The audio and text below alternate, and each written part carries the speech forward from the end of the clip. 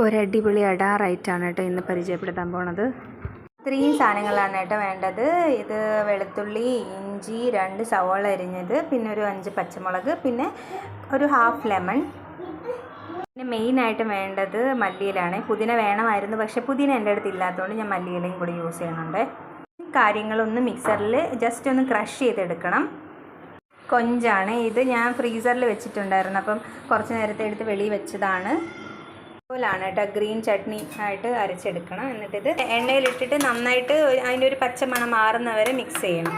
കുറച്ച് വെള്ളം ഒഴിച്ചു കൊടുക്കാം. തിള വന്നിട്ടുണ്ട്, ഇനി കൊഞ്ചിട്ട് കൊടുക്കണം. പിഴിഞ്ഞു കൊടുക്കാം. ആണ് കേട്ടോ സാധനം. ഭയങ്കര മണമാണ്, അടിപൊളി ടേസ്റ്റുമാണ്. അപ്പം ഞാൻ ടേസ്റ്റ് ചെയ്യാൻ പോകണം കേട്ടോ. ഭയങ്കര ചൂടാണ്, പക്ഷെ അടിപൊളി ടേസ്റ്റാണ് കേട്ടോ. എന്ന് വെച്ചാൽ നല്ല സ്പൈസിയാണ്, പക്ഷേ ആ ഫ്ലേവറും അയ്യോ